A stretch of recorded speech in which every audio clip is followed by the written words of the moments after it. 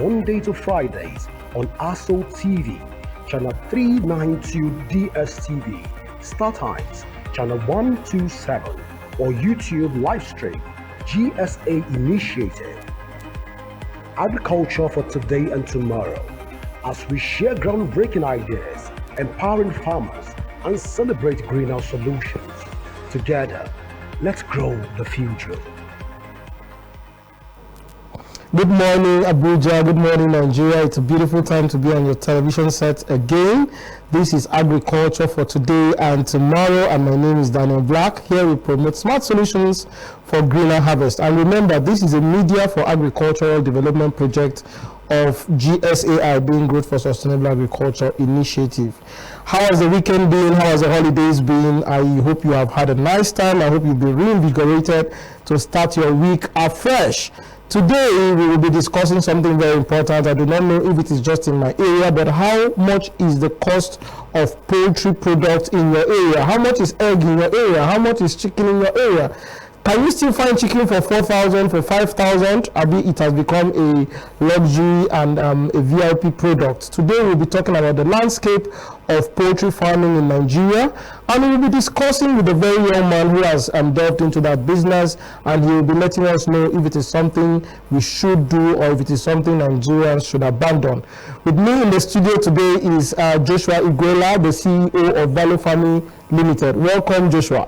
Thank you very much, Daniel. Joshua, I know I have to do a double confirmation to my viewers to know that you're a farmer. You don't look like a farmer.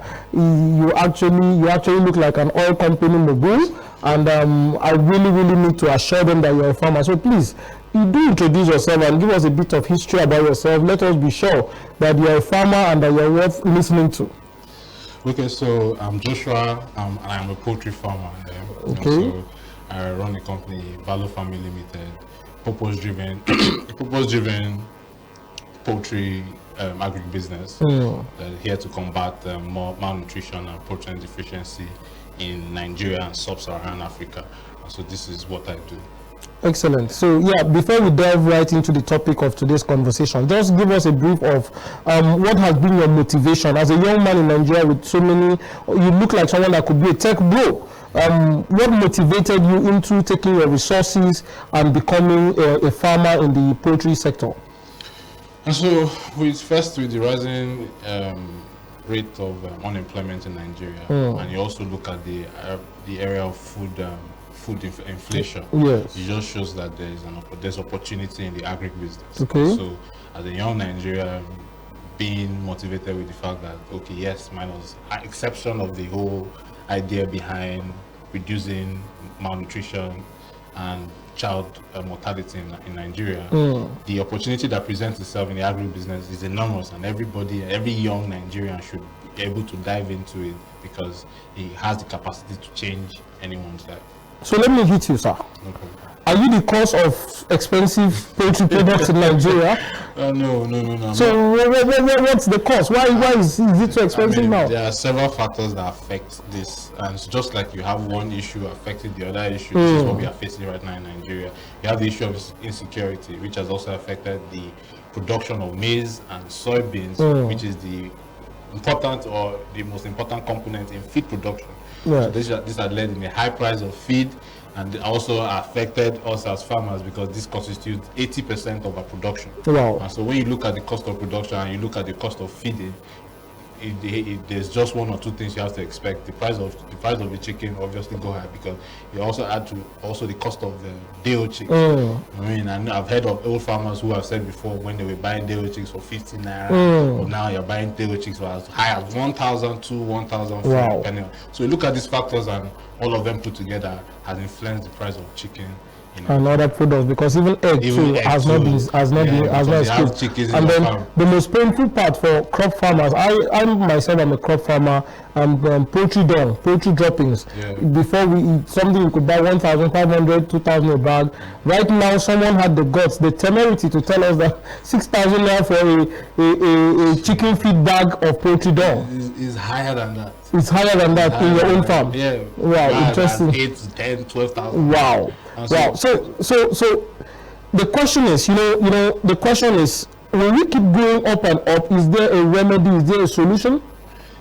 There is. There is because, and if first, just like I said, if we can fix the insecurity issue in Nigeria, where farmers can confidently go to their farms, the harvest or the yield from maize and soybeans will go higher, and that way we don't need to import. Because you find feed manufacturing companies importing soybeans, importing maize. Meanwhile, we have the opportunity to provide this or produce here in Nigeria. Okay. So all this is due to the fact of insecurity. Once you solve that issue, you find farmers going and the harvest is big, and the cost of feed will obviously reduce.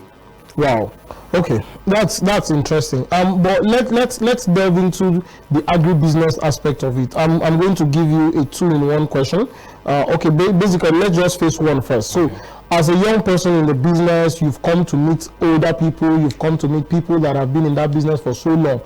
Do you have any challenge that you're currently facing in your business, and it is because you're a young person? First, normally, there's this narrative that when someone sees a young person do it, they feel maybe there's a little of a physique to it.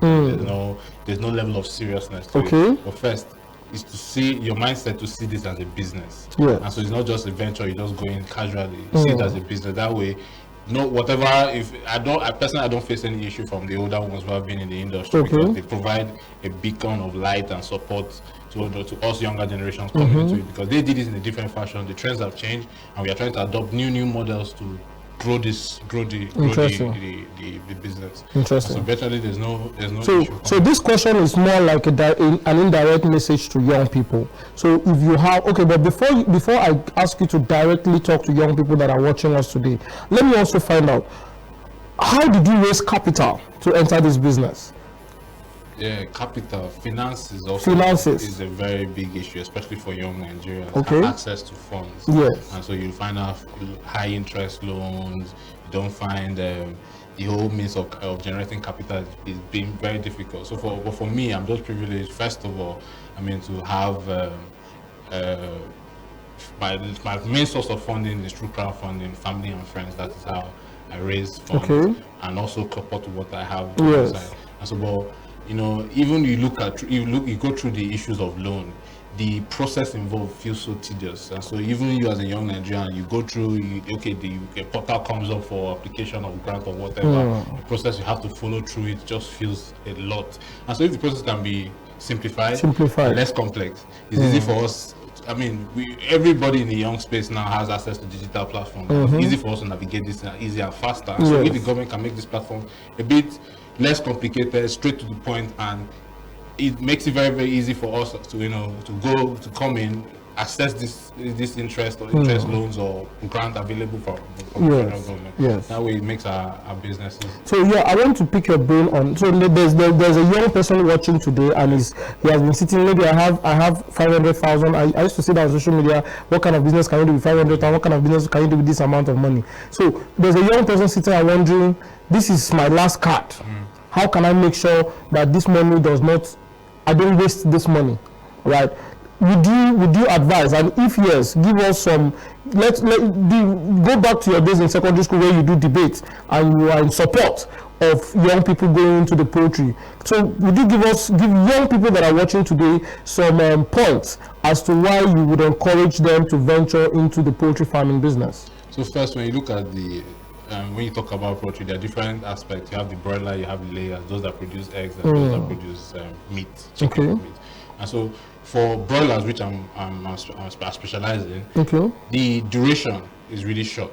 And so gone are the days where we had this ideology that raise quality, healthy chickens, you have to wait for 2 months, 4 months to get the 5 to 6 weeks. You can comfortably raise a full healthy broiler ready for sale or ready for consumption. And so the time frame is short, and so you are able to make turnover immediately within a space of 5 to 6 weeks after so with 500,000 naira, once you look at your cost of production, in the sense once you analyze your day-old chicks, analyze your feeding, if you start small, with baby steps, you get to where you'll be able to make something meaningful for yourself. Okay, so from what I've picked here is basically let the young people be ready to start small, Yes, and then grow in the sector.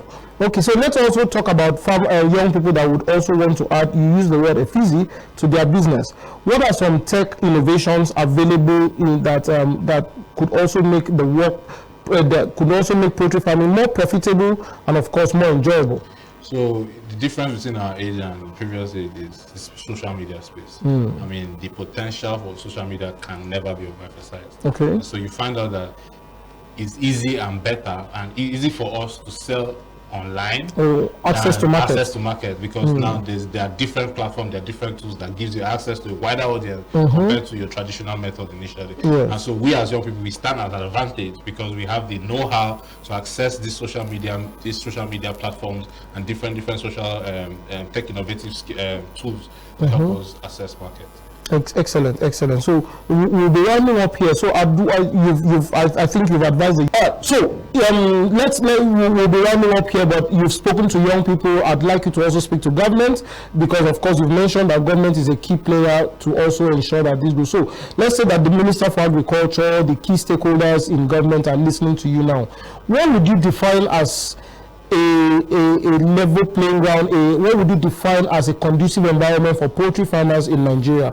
As in, define that, and let's see if they can use that as a yardstick to supporting. So first of all, for conducive poultry environment, government needs to tackle the issue of insecurity and also regulation, because it's a very big issue in this space. When you find out that something happens and nobody is taken, there's no one held accountable for any issue. Yes. Especially when it comes to feed, you find out the cost of feed and we know the factors that affect the cost of feed. But also, is anybody actually checking the quality of feed that comes out? So because people tend to sort of compromise quality when the odds are against them, and so that is also an aspect government should also look at.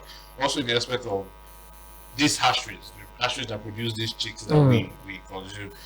The issue of counterfeiting is also a very big issue. You find middlemen tend to get the cartons of big brands, putting their own chicks inside and declare that this is the one you are getting. Meanwhile, when you suffer any issue you suffer at the farm, no one takes any responsibility for it. It's your loss, it's your own game, all man for himself. And so when you find the government can step into that aspect to see what you can do, first to the cost of feed, and also regulate the whole industry, so that way no one is exploiting anybody. Everybody, value chain is moving. It is me as a farmer I'm benefiting, the person producing feed is also benefiting, the consumer I'm also ripped off because of the effect of all these factors combined together.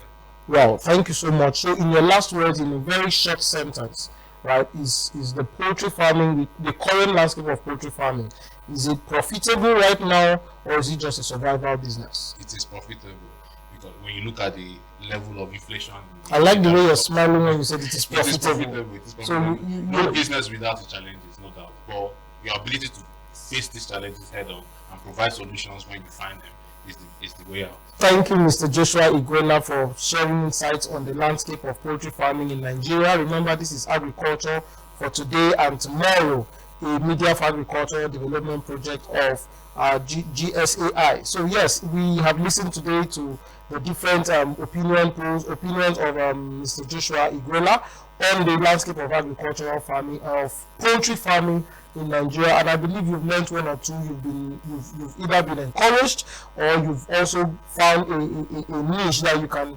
a problem that you can solve for the poultry farmers in Nigeria. Thank you for being on the show, and of course follow us on social media. You can follow us on Facebook, on Instagram, to continue the conversation, and also share your opinions. What do you think is causing the inflation, the hike in price of poultry products in Nigeria? Let us hear from you, and of course we'll bring it out in the next episode. Thank you, and see you in the next episode. Cheers.